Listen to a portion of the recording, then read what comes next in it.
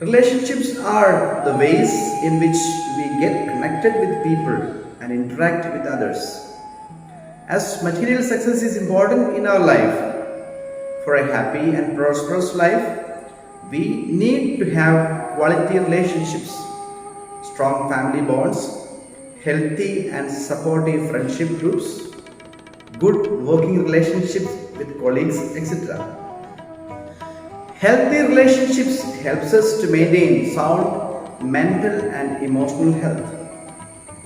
Think of your close and intimate family relationships, fun sharing and supportive friendships, other relatives and cousins groups, colleagues, old and new friends, teachers, mentors, neighbours, etc. Each relationship is different and unique in its own way, yet they are all needed to help us develop into a successful person and integral human being. Studies show that the quality of our personal relationships also has an enormous impact on our physical health. Hence, growing in relationships is unavoidable to live our lives to its fullest. Maintaining our relationships intact is indeed an art which all of us must learn. Our relationships becomes very vulnerable and consequently may knock down our personal lives if not dealt very carefully. What could be some of the challenges that we find in maintaining our relationships? We should disconnect in order to be connected, goes a famous saying. Today, most often online, virtual relationships are replacing the real ones. Swami Vivekananda has said, relationships are more important than life, but it is important for those relationships to have life in them. Having numerous relationships doesn't count much in life, but more significant is how we live them. Even when we count on our virtual relationships than the real ones as true and real, we should be aware that there is no substitute for human contact and real face-to-face interactions which provides us with real connectedness and emotional touch. The necessary qualities and social skills of trust, compassion, getting along, problem solving, listening, etc. can only be developed and enriched by spending time together in real relationships. Most of the time, there is pain in relationships due to rejection, betrayal, doubts, and misunderstandings. The most difficult wounds in relationships to heal are brokenness and hurt feelings. In all broken relationships, there have been boundaries crossed, promises broken, or trust betrayed. These would in turn make us feel confused, afraid, saddened, and alone. Though it is difficult to repair, broken relationships can be restored by choosing to forgive. It is true that we all would be angry and would feel resentment because of our hurt feelings, but we can always choose to abandon these feelings and emotions. Mother Teresa once said about a woman whom she picked up from a garbage dump.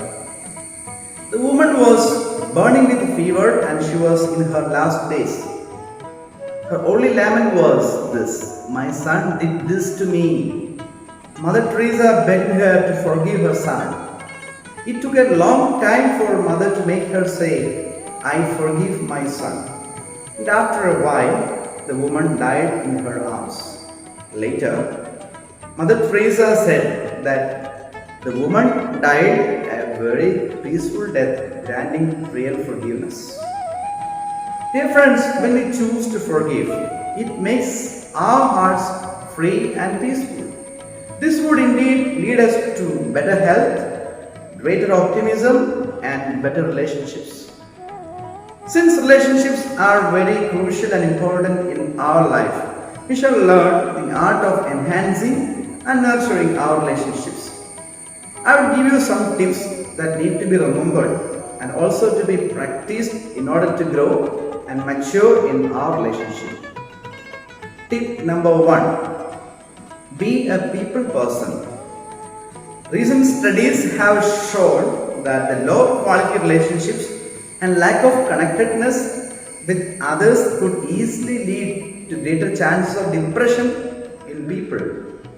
An old proverb reminds us, shared joy is double joy and shared sorrow is half sorrow.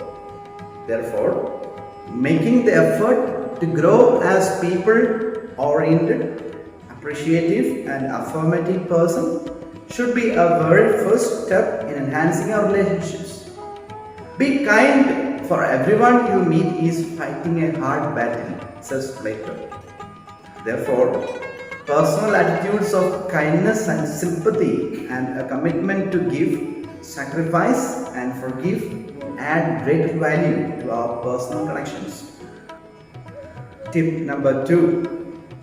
Prioritize. Prioritizing our relationships would be an important step to nurture them. It would be wise to examine which relationships should come first in our life.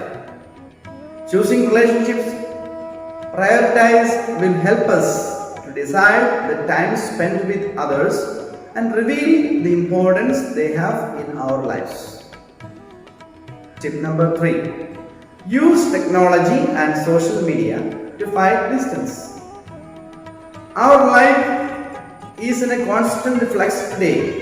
While traveling and migrating for the purpose of study and work, we often forget to take our roots with us.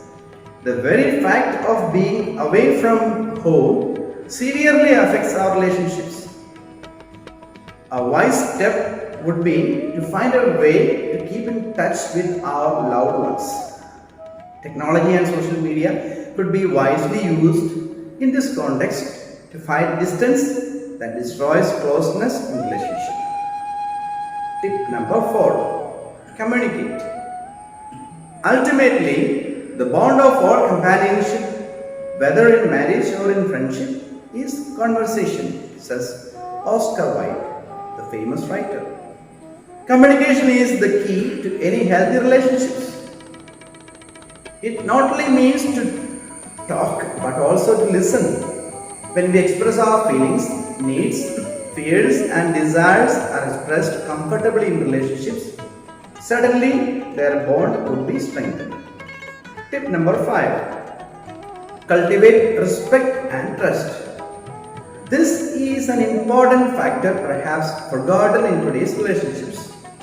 When respect and trust for others and treating everyone in the way they need to be treated, our relationships would be at its best. 6.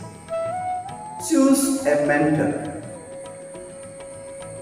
Abdul Kalam had once mentioned how much impact his teacher Ayadure Solomon has made in his life. He says, "My relationship with him grew beyond that of a teacher and a pupil.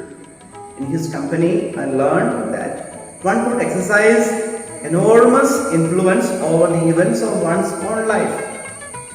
Nurturing certain relationships with elders or teachers as mentors would be a great asset in our life. They would be a stronghold and guide for us in our difficult situations." Thank you, my dear friends. Have a nice day and may you be able to enjoy good relationships in your life and may they prosper and may they help you to become the best version of your personality. Good day. God bless.